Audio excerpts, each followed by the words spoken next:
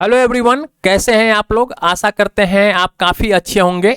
अभी आप स्क्रीन के ऊपर देख रहे हैं घटना चक्र बीपीएससी पूर्वालोकन सामान्य अध्ययन की ये बुक है। और ये बुक जो है बिल्कुल नई अपडेट के साथ ये बुक आई है वर्ष 2023 के लिए। इस बुक के अंदर जो है 1992 से लेकर वर्ष 2022 तक यानी 38वीं बीपीएससी से लेकर 67वीं बीपीएससी तक के पेपर को इसके अंदर इंक्लूड किया गया है। आप स्क्रीन के ऊपर देख सकते हैं। और इस बुक के अंदर जो है पूरा पेपर जो होता है ये सब्जेक्ट वाइज होता है। आप अपने स्क्रीन के ऊपर यहाँ पे देख सकते हैं। ये भारतीय इतिहास है, भारतीय राज्य व्यवस्था है, भूगोल है, अर्थव्यवस्था है, विज्ञान है। और अभी जो इन बिहार का भूगोल है, इन सब का वीडियो जो है मैं बनाकर अपने चैनल के ऊपर अपलोड कर रखा हूं। और अब तक आपने इन वीडियो को नहीं देखा है तो प्लीज़ आप इन वीडियो को देखिए और वीडियो को अंत तक देखा कीजिए। ये वीडियो जो है आपके एग्जाम के व्यू से काफ़ी इंपॉर्टेंट है, क्योंकि यहाँ से डायरेक्ट क्वेश्चन जो है आपके एग्जाम्स में पूछा जाता है। अभी जो मैं आपके साथ डिस्कशन करने जा रहा हूं वो है बिहार का इतिहास। तो चलिए बिना समय गंवाए स्टार्ट करते हैं आज का सेशन बिहार का इतिहास। और हाँ, अगर आप हमारे चैनल पे नए हैं या फिर चैनल को अब तक सब्सक्राइब नहीं किया है तो प्लीज़ आप चैनल को सब्सक्राइब कर लीजिए और बेल आइकन को जरूर दबा दीजिएगा, ताकि मैं जो भी लेटेस्ट वीडियो अपलोड करूँ अपने चैनल के ऊपर उसका इन्फॉर्मेशन जो है तुरंत आपको मिल जाए। तो चलिए बिना समय गंवाए स्टार्ट करते हैं। आप अपने स्क्रीन के ऊपर देख सकते हैं ये बिहार का इतिहास है। और बिहार के इतिहास के अंदर जो ये पहला क्वेश्चन है, कह रहा है कि जैन धर्म के प्रवर्तक महावीर जी का मोक्ष स्थान जो है ये कहाँ है। तो मोक्ष स्थान जो है ये पावापुरी में है। महावीर जो है ये जैन धर्म के 24वें तीर्थंकर थे और इनका जो मोक्ष स्थान है ये पावापुरी में स्थित है। अगर हम लोग बात करते हैं महावीर जैन की, तो महावीर जैन का 527 ईसा पूर्व में यानी 72 वर्ष की आयु में इनका निधन हो गया था बिहार के पावापुरी में कार्तिक कृष्ण अमावस्या के दिन। और इनका जो मतलब जैन धर्म में मोक्ष को हम लोग क्या बोलते हैं, निर्वाण बोलते हैं। तो आप इस वर्ड को ध्यान में रखिएगा। अगला जो क्वेश्चन है, कह रहा है कि कश्मीर घाटी के अंतिम मुगल शासक यूसुफ शाह चक, जिन्हें मुगल सम्राट अकबर के द्वारा बिहार में निर्वासित किया गया था, ये दफन है। तो ये कहाँ दफन है, तो ये नालंदा में दफन है। आइए हम लोग इसका थोड़ा सा डिस्क्रिप्शन देख लेते हैं। कश्मीर घाटी का जो अंतिम मुगल शासक था उसका नाम था यूसुफ शाह चक, जिसे मुगल सम्राट अकबर के द्वारा निर्वासित किया गया था। और यूसुफ शाह चक की मृत्यु जो है 1592 ईस्वी में हो गई थी और उसको जो है नालंदा के अंदर दफनाया गया था। अगला क्वेश्चन है, कह रहा है कि 1632 में बिहार के पटना शहर में कौन सी कंपनी ने अपनी फैक्ट्री स्थापित की थी। तो 1632 में जो है डच ईस्ट इंडिया कंपनी ने बिहार के पटना में अपना कंपनी स्थापित किया था। और ये जो कंपनी इसने स्थापित किया था ये पटना कॉलेज के अंदर स्थापित किया था, जो अभी वर्तमान में पटना कॉलेज है वहीं पे ये कंपनी जो है स्थापित हुई थी वर्ष 1632 ईस्वी में। और ये जो कंपनी की रुचि जो था यानी इंटरेस्ट था, सूती वस्त्र, चीनी, सोडा, अफीम आदि के व्यापार में कंपनी को इंटरेस्ट था। अगला क्वेश्चन है, कह रहा है कि स्वामी सहजानंद सरस्वती ने एक पत्रिका का प्रकाशन किया था, इसका नाम क्या था। तो इस पत्रिका का नाम जो था यह हुंकार था। हुंकार इस पत्रिका का नाम था। अगर हम लोग बात कर लेते हैं स्वामी सहजानंद सरस्वती का, तो ये भारत के किसान आंदोलन के जनक कहे जाते हैं स्वामी सहजानंद सरस्वती। ये एक बुद्धिजीवी थे, लेखक हैं, समाज सुधारक है, इतिहासकार है और सबसे बड़ा ये किसान नेता है। तो आप इसको याद रखिएगा कि स्वामी सहजानंद सरस्वती जो है ये किसान नेता थे। स्वामी सहजानंद सरस्वती जो है ये आदि शंकराचार्य संप्रदाय के दशनामी सन्यासी अखाड़े के दंडी सन्यासी थे। आप इस ये जो लाइन है पूरा इस लाइन को आप रट जाइए, क्योंकि यहाँ से डायरेक्ट क्वेश्चन आते हैं। स्वामी सहजानंद सरस्वती जो है आदि शंकराचार्य संप्रदाय के दशनामी सन्यासी अखाड़े के दंडी सन्यासी थे और स्वामी जी ने हुंकार नामक एक पत्रिका की प्रकाशित किया था। अगला जो क्वेश्चन है, कह रहा है कि देशेर कथा पुस्तक जो है ये किसने लिखी थी। देखिए देशेर कथा पुस्तक जो है ये सखाराम गणेश देवस्कर ने लिखा था। और देशेर कथा मतलब देश की बात।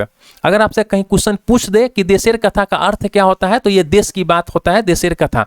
ये महान क्रांतिकारी चिंतक और लेखक थे सखाराम गणेश देवस्कर के द्वारा जो है इस पुस्तक का देशेर कथा लिखा गया था। ये पुस्तक है देशेर कथा। और ये जो पुस्तक है इस पुस्तक के अंतर जो है क्रांतिकारी विचार से युक्त ये पुस्तक है। और ये पुस्तक जो है बांग्ला में है और इसका जो प्रकाशन हुआ था ये 1904 में हुआ था। अगला जो क्वेश्चन है कह रहा है कि बिहार में सर्च लाइट समाचार पत्र के संपादक कौन थे। तो बिहार के अंदर जो है सर्च लाइट समाचार पत्र के संपादक हैं, देखिए यहाँ पे जो है कुछ मिसप्रिंट है, अगर इस मिसप्रिंट को इग्नोर करते हैं तो हम इसको सी ऑप्शन दे सकते हैं, सी सही हो सकता है, क्योंकि इनका नाम है मुरली मनोहर प्रसाद, इनका नाम है मुरली मनोहर प्रसाद, जो आप यहाँ पे देख सकते हैं। आइए पहले हम लोग इसका डिस्क्रिप्शन देख लेते हैं। देखिए बिहार में जो है सर्च लाइट समाचार पत्र का प्रकाशन जो है वर्ष 1918 में सैयद हैदर हुसैन के द्वारा शुरू किया गया था। एक बार इसको और देख लीजिए, जो सर्च लाइट समाचार पत्र है इसका जो प्रकाशन है, प्रकाशन वर्ष 1918 में सैयद हैदर हुसैन के द्वारा शुरू किया गया था। और ये सर्च लाइट जो है ये सप्ताह में 2 बार प्रकाशित होने वाली ये अंग्रेजी समाचार पत्र है। तो आपसे क्वेश्चन आता है कि सर्च लाइट जो है ये कौन सी समाचार पत्र है, किस भाषा का, तो ये अंग्रेजी भाषा का समाचार पत्र है। और इसका जो है मुरली मनोहर प्रसाद जो है बिहार में सर्च लाइट समाचार पत्र के संपादक थे। तो यहाँ पे अगर हम लोग मुरली मनोहर प्रसाद को अगर इंडिकेशन मतलब लेते हैं तो हमारा आंसर जो हो जाएगा उपयुक्त ई हो जाएगा। अगर हम लोग यहाँ पे मिसप्रिंट को इग्नोर करते हैं तो हमारा आंसर सी हो जाएगा। दोनों आपके साथ हैं, आप जिसको आंसर मानिए, लेकिन यहाँ पे बिहार लोक सेवा आयोग जो है ई को आंसर माना है। अगला जो क्वेश्चन है कह रहा है कि किसके प्रयत्नों से बिहार प्रांतीय कांग्रेस का दूसरा अधिवेशन हुआ था। तो ये है दीप नारायण सिंह के प्रयत्नों से बिहार प्रांतीय कांग्रेस का जो है दूसरा अधिवेशन हुआ था। आइए हम लोग इसका एक्सप्लेनेशन देखते हैं। देखिए दीप नारायण सिंह के विशेष प्रयत्नों से बिहार प्रांतीय कांग्रेस का दूसरा अधिवेशन हुआ था 1909 में, अप्रैल 1909 में। और ये कहाँ हुआ था, तो ये भागलपुर में संपन्न हुआ था। और इसके जो अध्यक्ष थे ये सच्चिदानंद सिन्हा थे। और इसी अधिवेशन के अंदर गोपाल कृष्ण गोखले और श्री खेरे, ये दोनों को आप याद कर लीजिएगा, गोपाल कृष्ण खेरे और श्री खेरे जो है ये विशेष उपस्थिति थी इनकी। अगला क्वेश्चन है कह रहा है कि हजारीबाग में बिहारी स्टूडेंट कॉन्फ्रेंस का 16वां अधिवेशन हुआ था। ये कब हुआ था, तो ये हुआ था 1921 में। हजारीबाग के अंदर बिहारी स्टूडेंट कॉन्फ्रेंस का 16वां अधिवेशन जो है 1921 में हुआ था। डिस्क्रिप्शन में भी यही दिया हुआ है, आप यहाँ पे देख सकते हैं। अगला क्वेश्चन है कह रहा है कि पटना में 1913 में अनुशीलन समिति की एक शाखा की स्थापना किसने की थी।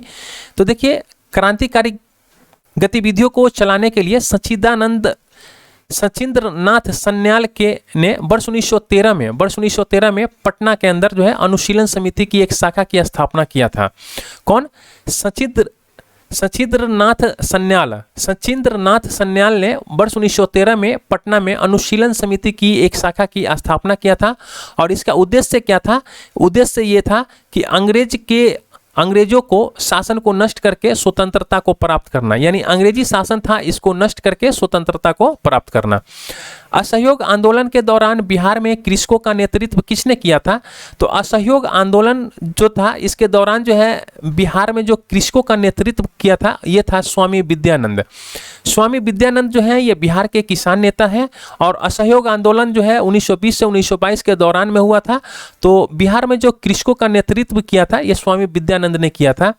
विशेषकर उत्तर बिहार के अंदर जो है ये खासकर राज्य है जो दरभंगा है, दरभंगा राज्य के अंदर जो है इन्होंने जो है रैयत मतलब किसान होता है, किसानों को जो है स्वामी विद्यानंद ने अपने अधिकार के बारे में सचेत कर रहे थे। अगला जो क्वेश्चन है कह रहा है कि 1922-23 में मुंगेर में किसान सभा का गठन किसने किया था। तो 1922-23 में जो है मुंगेर के अंदर किसान सभा का गठन जो है ये 2 आदमी ने मिलकर किया था। एक था श्री कृष्ण सिंह और दूसरे तो थे मोहम्मद जुबैर थे। श्री कृष्ण सिंह और मोहम्मद जुबैर ने ये दोनों मिलकर जो है वर्ष 1922-23 में मुंगेर में किसान सभा का गठन किया था। आइए इसका हम लोग डिस्क्रिप्शन देखते हैं। बिहार में जो है किसानों को संगठित करने के उद्देश्य से मुंगेर के अंदर, आप इस वर्ड को याद कर लीजिएगा क्योंकि यहीं से क्वेश्चन जो है चेंज हो जाता है। बिहार में जो है किसानों को संगठित करने के उद्देश्य से मुंगेर में वर्ष 1922-23 में किसान सभा का गठन जो है शाह मोहम्मद जुबैर और श्री कृष्ण सिंह के द्वारा किया गया था। परंतु जो है किसान आंदोलन का निर्णायक मोड़ जो है स्वामी सहजानंद सरस्वती ने 4 मार्च 1928 को किसान सभा की औपचारिक ढंग से स्थापना करके किया। वर्ष 1929 में स्वामी सहजानंद सरस्वती ने प्रांतीय किसान सभा की स्थापना की और इसके प्रथम अध्यक्ष बने। तो आपसे डायरेक्ट क्वेश्चन यहाँ से पूछता है कि प्रांतीय किसान सभा की स्थापना कब हुआ था, तो 1929 में हुआ था। किसने किया था, तो स्वामी सहजानंद सरस्वती ने किया था। इसके प्रथम अध्यक्ष कौन थे, तो इसके प्रथम अध्यक्ष जो थे स्वामी सहजानंद सरस्वती थे। अगला क्वेश्चन है, कह रहा है कि बिहार प्रांतीय किसान सभा का गठन जो है ये किसने किया था, तो बिहार प्रांतीय किसान सभा का गठन जो है स्वामी सहजानंद सरस्वती ने किया था। ऊपर जो डिस्क्रिप्शन है ये सेम है यहाँ पे। बिहार प्रोविंशियल सभा का गठन जो है कब हुआ था, तो बिहार प्रोविंशियल सभा का गठन जो है ये 1929 में हुआ था। देखिए, बिहारों में किसानों को संगठित करने और इनकी कठिनाइयों का निदान करने के उद्देश्य से 1929 में जो सोनपुर मेला लगा था, सोनपुर मेला के अवसर पर प्रांतीय किसान सभा का गठन हुआ था वर्ष 1929 में, और इसके जो अध्यक्ष बने थे, प्रथम अध्यक्ष, ये स्वामी सहजानंद सरस्वती जी थे। अगला क्वेश्चन है, बिहार में स्वराज दल का गठन किसने किया था, तो देखिए बिहार के अंदर जो है स्वराज दल का गठन हुआ था। कैसे हुआ था, असहयोग आंदोलन की समाप्ति के बाद जो है, असहयोग आंदोलन जब असफलता की तरफ था, यानी असफल हो गया था असहयोग आंदोलन, इसके बाद जो है स्वराज पार्टी का गठन हुआ था वर्ष 1923 में, यानी मार्च 1923 में स्वराज पार्टी का गठन हुआ था। और इसी स्वराज पार्टी को हम लोग कहते हैं कांग्रेस खिलाफत स्वराज पार्टी भी कहते हैं। तो इस स्वराज पार्टी का गठन जो है मार्च 1923 में सीआर दास और मोतीलाल नेहरू ने किया था, और सीआर दास इसके अध्यक्ष थे और मोतीलाल नेहरू इसके महासचिव थे। तो इसी पार्टी का एक्सटेंशन जो है बिहार के अंदर किया गया था, यानी बिहार में जो है स्वराज दल का जो शाखा का गठन हुआ था, जिसके नेतृत्व जो थे श्री कृष्ण सिंह ने किया था। तो यहाँ पे जो है आपके ऑप्शन हो जाएंगे श्री कृष्ण सिंह। अगला जो क्वेश्चन है, कह रहा है कि बिहार में कांग्रेस का प्रथम अधिवेशन कहाँ रखा गया था, तो बिहार के अंदर जो है कांग्रेस का प्रथम अधिवेशन, ये आईएनसी की बात करता है, इंडियन नेशनल कांग्रेस की बात करता है। तो इंडियन नेशनल कांग्रेस का जो है प्रथम अधिवेशन जो है पटना के बांकीपुर में रखा गया था 1912 में। देखिए 1912 में जो है आईएनसी का जो अधिवेशन हुआ था ये 27वां अधिवेशन था, और ये पटना के बांकीपुर में आयोजित किया गया था। और इसके जो अध्यक्ष थे ये RN मधुलोकर जो थे इसके अध्यक्ष थे। इसी अधिवेशन के अंदर जो है महासचिव जो थे वो सच्चिदानंद सिन्हा बने थे महासचिव इसी अधिवेशन में, और मौलाना मजहरुल हक जो थे ये स्वागत समिति के अध्यक्ष थे। तो ये इनके बारे में और सच्चिदानंद सिन्हा के बारे में आपको और इसके अध्यक्ष के बारे में ये तीनों नाम आप याद रखिएगा। मौलाना मजहरुल हक जो थे स्वागत समिति के अध्यक्ष थे, और सच्चिदानंद सिन्हा जो थे ये महासचिव बने थे। RN मधुलोकर की बात करते हैं तो ये आईएनसी के अध्यक्ष थे। 1912 में पटना के बांकीपुर में आयोजित 27वां आईएनसी का अधिवेशन हुआ था। इसके अंदर बिहार समाजवादी पार्टी, देखिए बिहार समाजवादी पार्टी वर्ष 1931 की बात कर रहा है। तो 1931 का गठन किनके द्वारा किया गया था, तो फूलन प्रसाद वर्मा और जयप्रकाश नारायण के द्वारा जो है वर्ष 1931 में बिहार समाजवादी पार्टी का गठन किया गया था। अगला जो क्वेश्चन है, कह रहा है कि बिहार सोशलिस्ट पार्टी कब गठित हुई थी, तो बिहार सोशलिस्ट पार्टी जो है 1931 में गठित हुई थी। आइए हम लोग इसका थोड़ा सा डिस्क्रिप्शन यहाँ पे देख लेते हैं। वर्ष 1931 की बात है। वर्ष 1931 में गंगा शरण सिंह, जयप्रकाश नारायण, फूलन प्रसाद वर्मा, अब्दुल बरी, राहुल संकृत्यान और अंबिका सिन्हा के द्वारा जो है बिहार सोशलिस्ट पार्टी की स्थापना के लिए एक समूह बनाया गया था। और इसके जो अन्य सदस्य जो थे ये राम वृक्ष बेनीपुरी हैं, गंगा शरण सिन्हा है, योगेंद्र शुक्ल जी जो थे, अब्दुल बारी है, कर्पूरी ठाकुर जी थे और बसावन सिंह आदि थे। मई 1934 में पटना के अंदर जो है, देखिए इसका यहाँ पे क्या हुआ था, समूह बनाया गया था। और मई 1934 के अंदर जो है, मई 1934 के अंदर पटना में आचार्य नरेंद्र देव की अध्यक्षता में बिहार सोशलिस्ट पार्टी का विधिवत स्थापना हुई थी। और इसके जो है सचिव जो थे ये जयप्रकाश नारायण थे। अगला क्वेश्चन है, कह रहा है कि वर्ष 1931 में बिहार समाजवादी पार्टी का गठन जो है ये किसने किया था, तो ये किए थे फूलन प्रसाद वर्मा ने। अगला क्वेश्चन है, वर्ष 1934 में बनी बिहार सोशलिस्ट पार्टी के सचिव कौन थे, तो जयप्रकाश नारायण। अभी हमने आपको बताया है कि यहाँ पे इसके जो सचिव बने थे जयप्रकाश नारायण बने थे, जो 1934 में बिहार सोशलिस्ट पार्टी का विधिवत स्थापना हुआ था। इसके जो अध्यक्ष थे आचार्य नरेंद्र देव और सचिव जो थे ये जयप्रकाश नारायण थे। अगला जो क्वेश्चन है कह रहा है कि जयप्रकाश नारायण को कौन सी उपाधि दी गई थी। तो ये लोकनायक जयप्रकाश नारायण, इनको जो उपाधि मिला था ये लोकनायक का उपाधि मिला था। अगर हम लोग इनके बारे में थोड़ा सा यहाँ पे बात कर लेते हैं तो जयप्रकाश नारायण को लोकनायक के नाम से भी जाना जाता है। और वर्ष 1942 में भारत छोड़ो आंदोलन के दौरान जो है इन्होंने राम मनोहर लोहिया और अरुणा असफ अली के साथ मिलकर जो है गुप्त रूप से भारतीय जनता को संगठित किया था। इन्होंने जो है 5 जून 1974 को पटना के गांधी मैदान में संपूर्ण क्रांति का आह्वान किया था। तो डायरेक्ट आपसे क्वेश्चन पूछता है कि संपूर्ण क्रांति का आह्वान जो है किसने किया था, तो ये हो जाएंगे जयप्रकाश नारायण। कब किए थे, तो 1974 में किए थे। कहाँ किए थे, तो पटना के गांधी मैदान में किए थे। ये सब आपको फैक्ट आपको याद रखना है। वर्ष 1999 में इनको जो है भारत रत्न की उपाधि से सम्मानित किया गया था मरणोपरांत। जब इनका देहांत हो गया था उनके बाद जो है इनको मरणोपरांत जो है वर्ष 1999 में भारत रत्न की उपाधि इनको दिया गया था। रश्मि कुमारी है बिहार की, क्या है ये, तो रश्मि कुमारी जो है ये बिहार की ये कैरम चैंपियन है, ये कैरम बोर्ड खिलाड़ी है रश्मि कुमारी। अगला क्वेश्चन है कह रहा है कि बिहार से भारतीय संविधान सभा के सदस्य कौन थे। तो देखिए बिहार से जो भारतीय संविधान सभा के सदस्य जो थे ये राजेंद्र प्रसाद भी थे, जगजीवन राम भी थे, ये एन सिन्हा भी थे। आइए हम लोग इसका थोड़ा सा डिस्क्रिप्शन देख लेते हैं, इसीलिए इसका आंसर जो हो जाएगा ई हो जाएगा। 9 दिसंबर 1946 को संविधान सभा का गठन हुआ था और इसके जो है पहले अस्थायी अध्यक्ष सच्चिदानंद सिन्हा जो थे ये बिहार से थे। 11 दिसंबर 1946 को डॉक्टर राजेंद्र प्रसाद संविधान सभा के पहले अस्थायी अध्यक्ष चुने गए थे। ये 3-4 फैक्ट है यहाँ पे, आप इसको ध्यान में रखिएगा।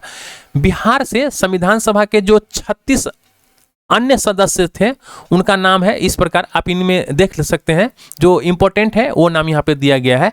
अनुग्रह नारायण सिन्हा है, राजेंद्र प्रसाद है, जगजीवन राम है, श्यामानंद सहाय है। देखिए यहाँ पे श्यामानंद प्रसाद मिश्रा दिया हुआ है इसीलिए ये ऑप्शन के अंदर नहीं होगा। यहाँ पे श्यामानंद सहाय है, सच्चिदानंद सिन्हा है, इत्यादि है। तो देखिए इसमें जो है राजेंद्र प्रसाद आपको याद होगा, सच्चिदानंद सिन्हा आपको याद होगा, जगजीवन राम भी आपको याद होगा। आपको जो याद करना है अनुग्रह नारायण सिन्हा और श्यामानंद सहाय के बारे में आपको याद करना है, बस ये 2 नाम आप ध्यान में रखिएगा। अगला जो क्वेश्चन है कह रहा है कि बिहार में 1937 में गठित प्रथम भारतीय मंत्रिमंडल का नेतृत्व किसने किया था। तो 1937 में जो गठित हुआ था वो प्रथम भारतीय मंत्रिमंडल का नेतृत्व जो है मोहम्मद यूनुस ने किया था। यहाँ पे हम लोग देखते हैं, देखिए 1937 में जो गठित हुआ था प्रथम बिहार मंत्रिमंडल का जो नेतृत्व है ये मोहम्मद यूनुस ने किया था। और ये कब से कब तक किए थे, 1 अप्रैल 1937 से लेकर 19 जुलाई 1937 तक। इसके बाद जो है श्री कृष्ण सिंह के द्वारा किया गया था। कब से कब तक, तो ये 20 जुलाई 1937 से लेकर 20 जुलाई 1937 से लेकर 31 अक्टूबर 1939 तक। 31 अक्टूबर 1939 तक जो है ये श्री कृष्ण सिंह के द्वारा जो है बिहार मंत्रिमंडल का नेतृत्व किया गया था। और सबसे पहले जो है ये मोहम्मद यूनुस के द्वारा नेतृत्व किया गया था। अगर मोहम्मद यूनुस इस क्वेश्चन के अंदर नहीं होता तो फिर श्री कृष्ण सिंह सही हो सकते हैं। अगला जो क्वेश्चन है कह रहा है कि राजेंद्र प्रसाद ने किसे पाकिस्तान का जन्मदाता माना है। तो पाकिस्तान का जो जन्मदाता माना है उन्होंने लॉर्ड मिंटो को माना है। देखिए भारत सरकार भारत परिषद अधिनियम 1909 है, ये मार्ले मिंटो सुधार के तहत इसको हम लोग कहते हैं। तो राजेंद्र प्रसाद जो है ये पाकिस्तान का जन्मदाता जो है लॉर्ड मिंटो को माना है, क्योंकि सर्वप्रथम जो है ये भारत परिषद एक्ट जो है 1909 के द्वारा जो है मुसलमानों के लिए पृथक मताधिकार और पृथक निर्वाचन क्षेत्र की स्थापना की थी। राजेंद्र प्रसाद के अनुसार जो है भारत में सांप्रदायिकता पृथक चुनाव इकाइयों और विशेष सुविधाओं के कारण बढ़ी है और पृथक निर्वाचन इकाइयों ने सांप्रदायिकता की भावना को बढ़ावा दिया है। अगला जो क्वेश्चन है पटना लॉन का गांधी मैदान के रूप में नामकरण कब किया गया था। तो ये जो किया गया था, आइए इस क्वेश्चन को थोड़ा सा हम लोग समझते हैं।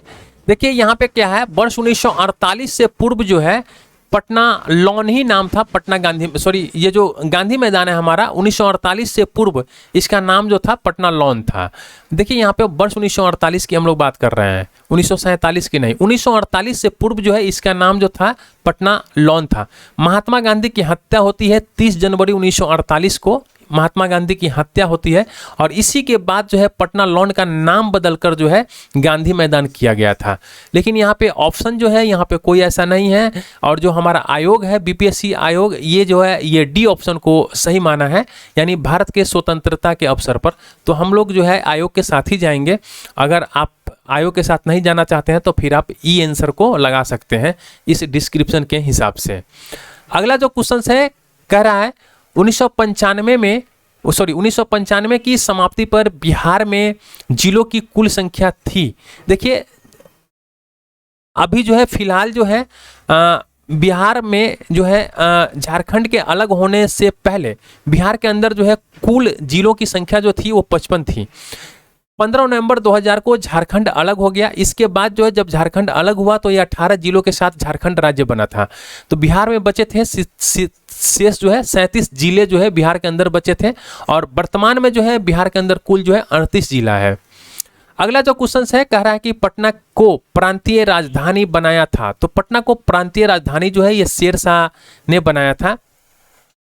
आइए हम लोग थोड़ा सा डिस्क्रिप्शन देख लेते हैं। कह रहा है कि तारीखे दाऊदी के विवरण के अनुसार जो है शेरशाह ने पटना नगर के भौगोलिक एवं सामरिक महत्व को जानने के बाद जो है 1541 में यहाँ एक मजबूत किले का निर्माण किया और इसे जो है बिहार राज्य की राजधानी बनाया था। तो शेरशाह ने तारीखे दाऊदी इसके अंदर जो विवरण प्राप्त है, इसी विवरण के हिसाब से जो मतलब इतिहासकार है वो बता रहे हैं कि शेरशाह पटना को अपना राजधानी बनाया था। और पटना का जो पुराना नाम है ये पाटलिपुत्र है, ये तो सब कोई जानता है।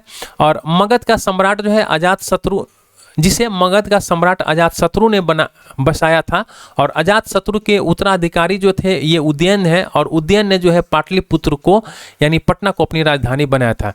ये 3 शताब्दियों तक पाटलिपुत्र नगर 3 साम्राज्यों की राजधानी रहा था, मगध, नंद और मौर्य की।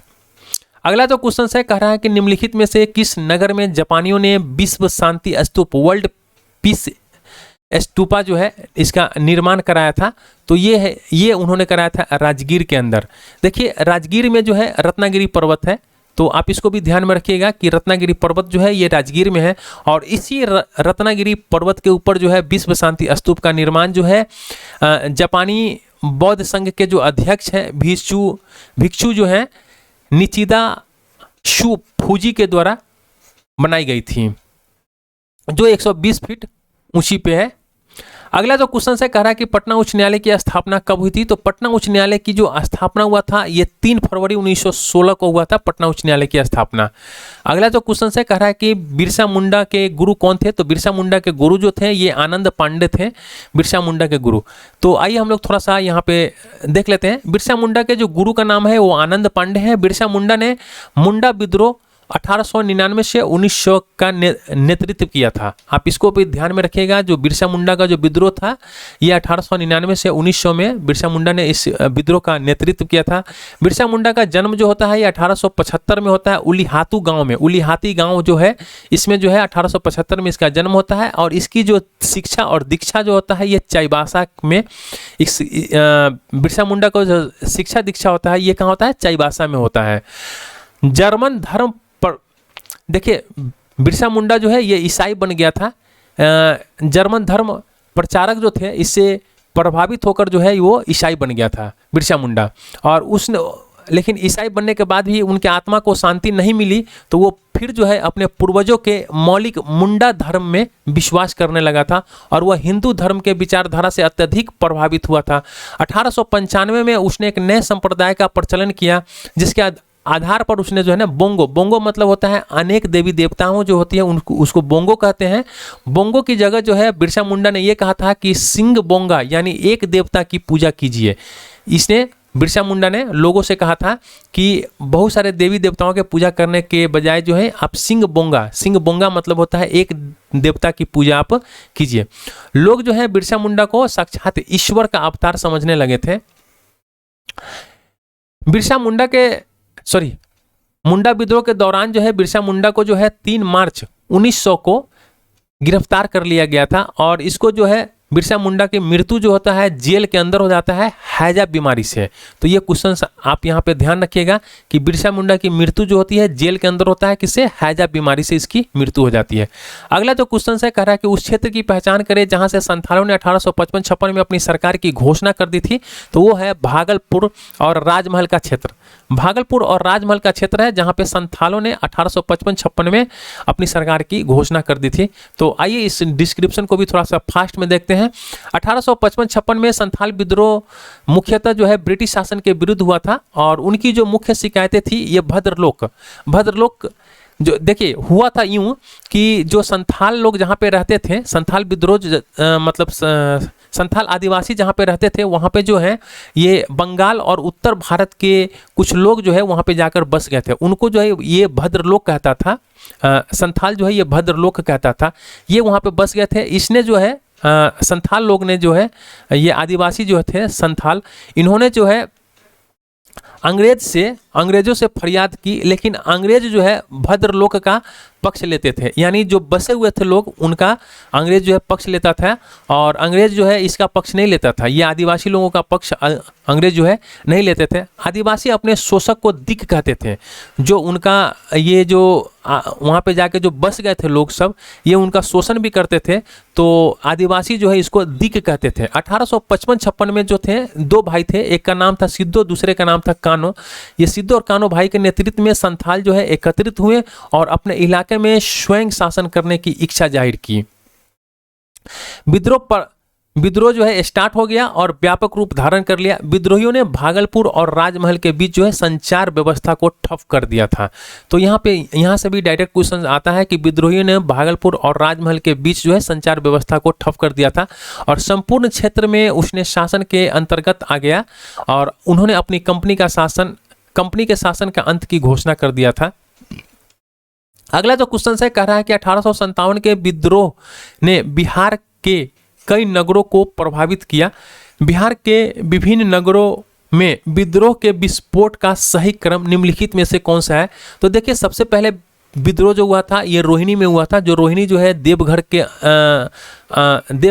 सब डिवीजन के अंतर्गत है। संथाल परगना देवघर सब डिवीजन के अंतर्गत जो है रोहिणी एक गांव है और यहीं से जो है 32वीं रेजिमेंट की एक कंपनी का मुख्यालय था और यहीं पे जो है 1857 का विद्रोह जो है बिहार में सबसे पहले हुआ था। उसके बाद जो है पटना में हुआ था 12 जून 1857 को। 3 जुलाई को पटना में हुआ था। 3 जुलाई को कब हुआ था? 3 जुलाई को पटना में हुआ था। और इसके पश्चात जो है 25 जुलाई 1857 को मुजफ्फरपुर में हुआ था। मुजफ्फरपुर में जो हुआ था 25 जुलाई 1857 को हुआ था। इसके पश्चात जो है जगदीशपुर में बाबू कुंवर सिंह जो है ये 26 जुलाई 1857 को आरा में यानी जगदीशपुर में विद्रोह का नेतृत्व किए थे। अगला जो क्वेश्चन है कह रहा है कि बिहार में किस नेता ने महात्मा गांधी के साथ किसान आंदोलन का नेतृत्व किया था? तो ये तो राजकुमार शुक्ल थे। आइए हम लोग इसका थोड़ा सा डिस्क्रिप्शन देख लेते हैं। राजकुमार शुक्ल के साथ गांधी जी ने कलकत्ता से 7 अप्रैल 1917 को प्रस्थान कर 10 अप्रैल को पटना पहुंचे थे। तो आपसे डायरेक्ट क्वेश्चन पूछता है कि गांधी जी बिहार कब पहुंचे थे? तो 10 अप्रैल को गांधी जी जो है पटना पहुंचे थे और 15 अप्रैल से गांधी जी किसानों से मिलना स्टार्ट किए थे और उसके साथ जो है राजकुमार शुक्ल, धरणीधर, रामनवमी प्रसाद आदि प्रमुख व्यक्ति थे। अगला क्वेश्चन जो है कह रहा है कि बिहार के सुप्रसिद्ध संत सफरुद्दीन मनेरी का संबंध जो है सूफियों के किस संप्रदाय से है? तो सफरुद्दीन मनेरी का संबंध जो है ये फिरदौसी संप्रदाय से है। देखिए सफरुद्दीन, इसका नाम जो था सफरुद्दीन अहमद था। इसका जन्म जो हुआ था 1262 ईस्वी में पटना में एक जगह है मनेर जगह था, वहाँ पे इसका जन्म हुआ था सफरुद्दीन अहमद का और इसकी मृत्यु हो गई थी 1380 ईस्वी में बिहार शरीफ में हुआ था। तो ये जो थे ये फिरदौसिया सिलसिला के सूफी थे। ये क्या थे? सूफी थे। किसके? फिरदौसिया सिलसिला के ये सूफी थे और उन्होंने जो है सुहरावर्दी की अरबी कृति अदब उल मुरीदीन पर एक भाष्य लिखा था। तो आप इसको याद रख लीजिएगा कि सफरुद्दीन अहमद जो है यानी सफरुद्दीन मनेर जो है ये सुहरावर्दी की अरबी कृति अदब उल मुरीदीन पर एक भाष्य लिखा और इनकी प्रसिद्ध कृति जो थी ये मकतूबात एसीदी था। अगला जो क्वेश्चन है कह रहा है कि बिहार कांग्रेस सोशलिस्ट पार्टी का गठन हुआ था। तो बिहार कांग्रेस सोशलिस्ट पार्टी का गठन जो है 1934 में हुआ था। आचार्य नारायण इसके अध्यक्ष थे और सचिव जो थे जयप्रकाश नारायण थे। अगला जो क्वेश्चन है कह रहा है कि मध्यकाल में बिहार शरीफ का नगर महत्वपूर्ण रहा। देखिए तो मध्यकाल में जो है बिहार शरीफ का जो नगर है ये विद्या का केंद्र था और धार्मिक केंद्र के रूप में था। तो ये डी हो जाएंगे 2 और 4। आइए हम लोग इसके बारे में थोड़ा सा देख लेते हैं। बिहार शरीफ जो है ये बौद्ध धर्म का प्रमुख केंद्र था मध्यकाल के अंदर। मध्यकाल में जो था बिहार शरीफ बौद्ध धर्म का प्रमुख केंद्र था। ओदंतपुरी का महाविहार यहीं स्थित है। ओदंतपुरी का महाविहार जो है कहाँ है? बिहार शरीफ में स्थित था। इसके साथ ही अनेक बौद्ध विहार इस क्षेत्र में स्थित थे, जिस कारण से तुर्कों ने इस नगर का नाम जो है बिहार रखा था। किसने रखा था? तुर्कों ने इस नगर का नाम क्या रखा था? बिहार रखा था। और बाद में जो है समस्त क्षेत्र का नाम जो है बिहार पड़ गया।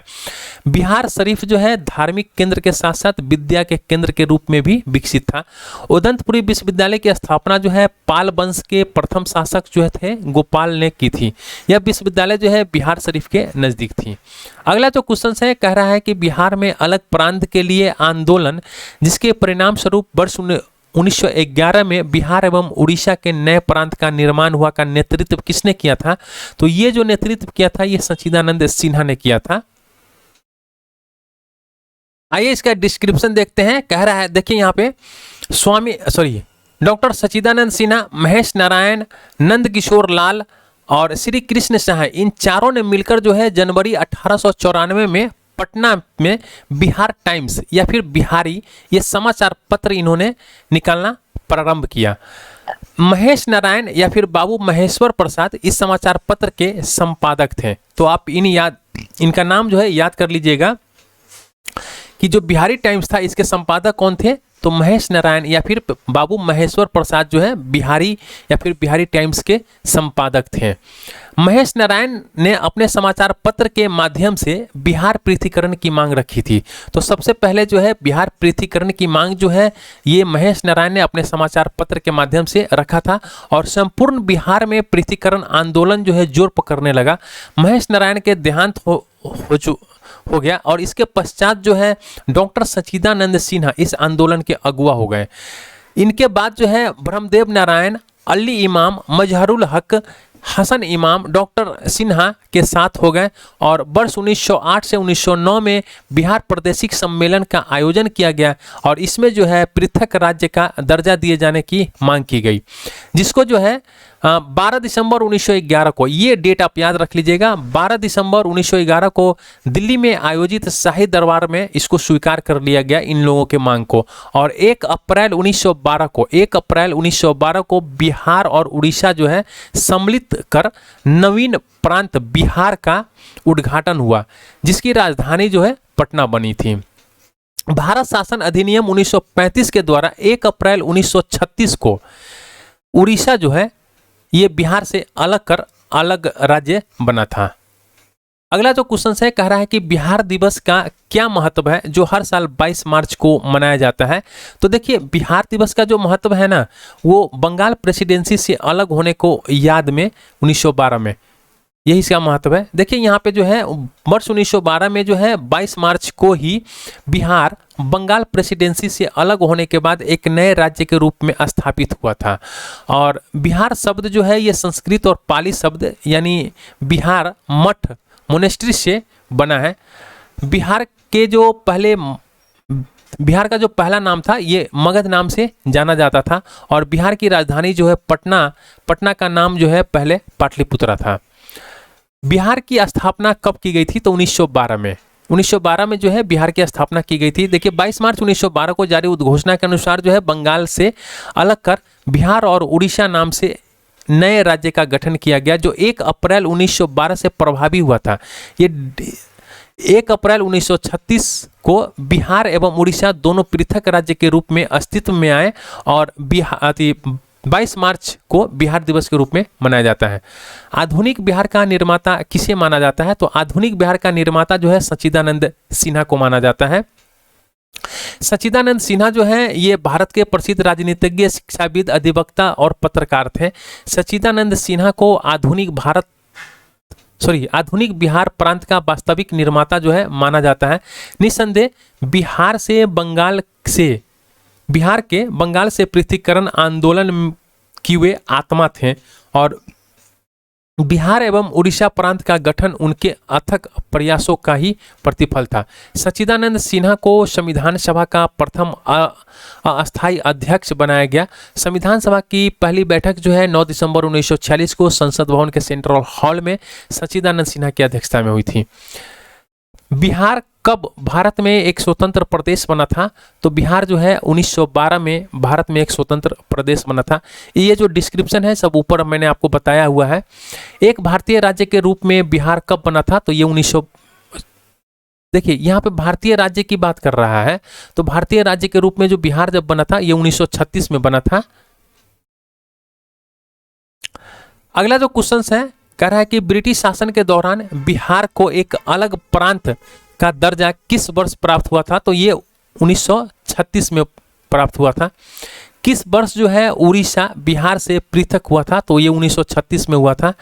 किस अधिनियम के तहत बिहार एक अलग राज्य बना था? तो बिहार एक अलग राज्य बना था भारत सरकार अधिनियम 1935 के तहत। बिहार बंगाल से अलग हुआ, बिहार जो है बंगाल से अलग हुआ था 1912 में, और झारखंड जो है 15 नवंबर 2000 को बिहार से अलग हुआ था। बिहार बंगाल से पृथक कब हुआ था? तो 1912 में। बंगाल और बिहार में भूमि पर किराएदारों के अधिकार को बंगाल किराएदारी अधिनियम द्वारा कब स्वीकार किया गया था? तो 1885 में। आइए इसका हम लोग डिस्क्रिप्शन देख लेते हैं। तो कह रहा है कि बंगाल किराएदारी अधिनियम 1885 के द्वारा बंगाल और बिहार में भूमि किराएदार के अधिकार को स्वीकार किया गया और इस अधिनियम को बनाने का मुख्य उद्देश्य था जमींदार, काश्तकार और भूमि से संबंधित प्रथागत अधिकारों की प्रख्याति प्राप्त करना। बिहार विधानसभा की पहली बैठक किस वर्ष बुलाई गई थी? देखिए यहाँ पे बिहार परिषद की बात कर रहा है। बिहार विधान परिषद की जो है पहली बैठक किस वर्ष बुलाई गई थी? तो बिहार विधान परिषद की जो प्रथम बैठक था वो 20 जनवरी 1913 को बांकीपुर में हुआ था। कहाँ हुआ था? बांकीपुर में हुआ था। और इंडियन काउंसिल एक्ट 1861 एवं 1909 में संशोधन कर गवर्नमेंट ऑफ इंडिया एक्ट 1912 के द्वारा बिहार विधान परिषद का गठन किया गया और इसमें जो है 3 पादेन सदस्य थे, 21 जो है निर्वाचित सदस्य थे और 19 जो है मनोनीत सदस्य थे। 1908 के छोटा नागपुर कास्त अधिनियम ने रोक लगाई तो बेठ बेगारों पर। वर्ष 1902 से लेकर 1910 के बीच जो है सर्वेक्षण और भूमि प्रबंधन तथा वर्ष 1908 के छोटा नागपुर काश्तकारी अधिनियम ने आदिवासियों की खुटकट्टी अधिकारों को मान लिया तथा बेठ बेगारी यानी बालात श्रम का उन्मूलन कर दिया और आदिवासियों ने अपनी भूमि का कानूनी संरक्षण मिल गया। अगला जो क्वेश्चन है कह रहा है कि छोटा नागपुर काश्तकारी कानून कब पारित हुआ था? तो ये पारित हुआ था 1908 में। अगला जो क्वेश्चन है कह रहा है कि बिहार विधानसभा में अनुसूचित जाति के उम्मीदवारों के लिए कितने सीट जो है आरक्षित है? तो यह है 38 सीट। देखिए बिहार विधानसभा में कुल जो है 243 सीटें हैं और 243 में जो है 203 सीट जो होती है इस पे जो चुन के जाते हैं यानी सामान्य सीट होती है। 38 सीट जो है अनुसूचित जाति का है और 2 सीट जो है अनुसूचित जनजाति के लिए है। बिहार में जो है पंचायत निकायों में महिलाओं को 50% आरक्षण किस वर्ष प्रदान किया गया था? तो ये 2006 के अंदर प्रदान किया गया था। देखिए पंचायती राज अधिनियम 2006 के तहत जो है प्रदान किया गया था 50% आरक्षण बिहार के पंचायतों में महिलाओं को, और यह जो है 8 अप्रैल 2006 से लागू हो गया था। देखिए बिहार के अंदर जो है त्रिस्तरीय पंचायती राज प्रणाली है और इसके अंदर जो है सबसे निचला स्तर जो है ये ग्राम पंचायत है और प्रखंड स्तर पर पंचायत समिति है और जिला स्तर पर जो है जिला परिषद है। अगर मूल रूप से बिहार शब्द का अर्थ क्या है? तो बिहार शब्द का अर्थ हो जाता है बौद्ध मठ। अगला जो क्वेश्चन है कह रहा है कि 1866 से 67 के नील खेतिहरों के बिहार में हुए विद्रोह के क्षेत्र को पहचान करें। तो देखिए ये क्षेत्र जो है ये दरभंगा और चंपारण है। उत्तर बिहार में नीलहे रैयत ने अत्याचार से त्रस्त एवं अपने दुखमय जीवन से उबकर 1866-67 में विद्रोह किया था।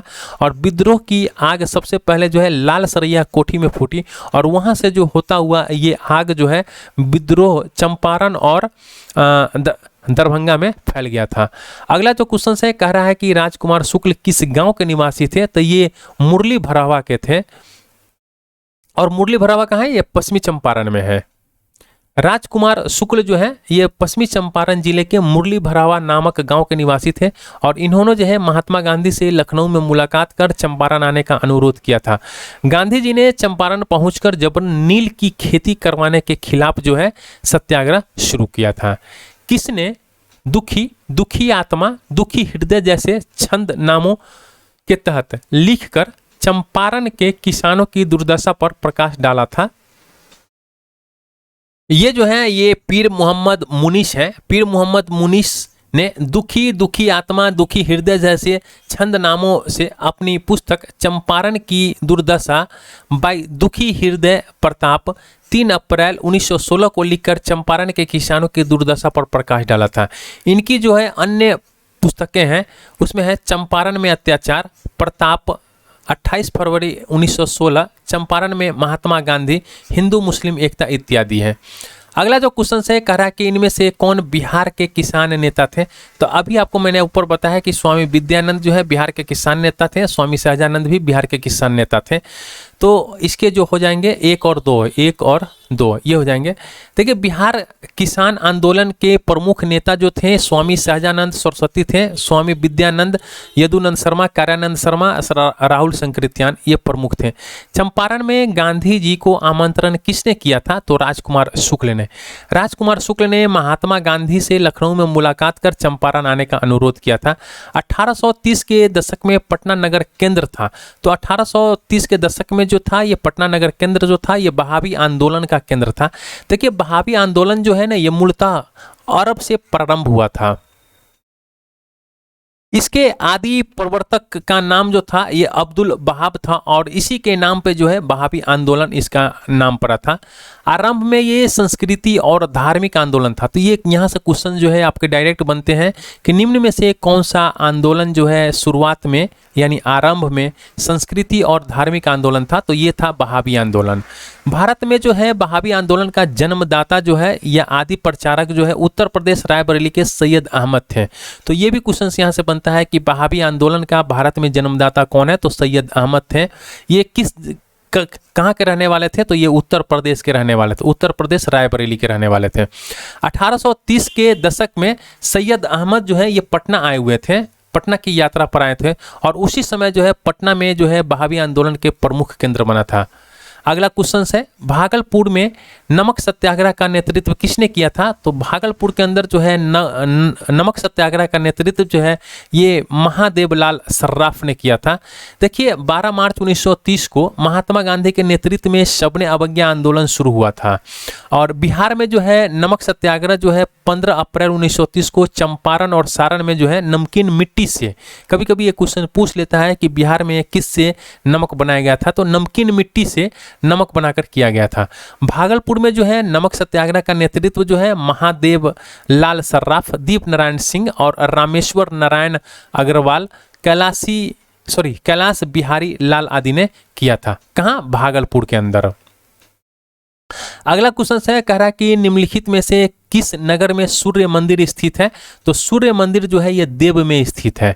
देखिए बिहार का प्रसिद्ध सूर्य मंदिर जो है ये देव में स्थित है। देव में बिहार का प्रसिद्ध सूर्य मंदिर जो है ये देव में स्थित है और यहाँ पर स्थित एक तालाब है जो सूर्य मंदिर के सामने है, जो बिहार का प्रसिद्ध छठ पर्व जो है की शुरुआत तो हुई थी। ऐसा माना जाता है कि बिहार में जो है छठ पर्व की शुरुआत यहीं से हुई थी और वर्तमान में जो है रांची के जो बुंडू जगह है वहाँ पे भी एक नवनिर्मित सूर्य मंदिर है। अगला क्वेश्चन कह रहा है कि 1930-1932 में जो है बरही कांग्रेस ने सफलतापूर्वक अंग्रेजी हुकूमत को किस जिले से नाकाम कर दिया था, तो ये किया था मुंगेर से। देखिए 1930-1932 के जो मध्य में बरही कांग्रेस ने मुंगेर जिले से सफलतापूर्वक जो है अंग्रेजी हुकूमत को नाकाम कर दिया था। इनमें से किसने बिहार के पहले कांग्रेस मंत्रिसभा का नेतृत्व किया था? तो देखिए, बिहार कांग्रेस मंत्रिसभा का नेतृत्व जो किया था ये श्री कृष्ण सिंह ने किया था। इसका जो डिस्क्रिप्शन है मैंने आपको ऊपर बताया है, लेकिन एक बार आप यहाँ पे देख लीजिए। श्री कृष्ण सिंह, जिन्हें श्री कृष्ण सिन्हा के नाम से भी जाना जाता है, भारतीय राज्य बिहार के प्रथम मुख्यमंत्री थे। ये भारतीय राज्य बिहार के प्रथम मुख्यमंत्री थे श्री कृष्ण सिन्हा। और वर्ष 1937 से प्रथम कांग्रेस मंत्री सभा में यह बिहार के मुख्यमंत्री बने थे। वर्ष 1946 में श्री कृष्ण सिंह पुनः बिहार के मुख्यमंत्री बने और 1961 तक, यानी मृत्यु जब तक इनकी नहीं हुई थी, मृत्यु तक, ये 31 जनवरी 1961 को इनकी मृत्यु हो गई थी और मृत्यु तक ये इस पद पे थे। बिहार के प्रथम मुख्यमंत्री कौन थे? तो श्री कृष्ण सिंह। श्री कृष्ण सिंह जो थे ये बिहार के प्रथम मुख्यमंत्री थे। ऊपर डिस्क्रिप्शन आपने देखा ही है।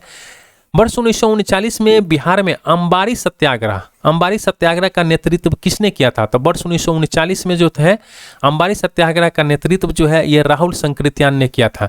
वर्ष 1939 में बिहार में अंबारी सत्याग्रह का नेतृत्व जो है राहुल संकृत्यान ने किया था। किस वर्ष झारखंड राज्य अस्तित्व में आया था? तो झारखंड राज्य जो है 15 नवंबर 2000 को अस्तित्व में आया था और ये 28वें राज्य के रूप में अस्तित्व में आया था। बलदेव सहाय ने महाअधिवक्ता पद से त्यागपत्र कब दिया था? तो बलदेव सहाय जो है ये महाअधिवक्ता पद से त्यागपत्र जो है 1942 में दिया था। अगला क्वेश्चन है, कह रहा है कि रामविलास पासवान ने अपना राजनीतिक सफर किस राजनीतिक दल से आरंभ किया था? तो ये है संयुक्त सोशलिस्ट पार्टी से इन्होंने अपना राजनीतिक सफर स्टार्ट किया था। और इन्होंने जो है देखिए यहाँ पे संयुक्त सोशलिस्ट पार्टी के सदस्य के रूप में शुरू किया था और 1969 में ये विधायक बने थे। 1969 में ये विधायक बने थे पहली बार।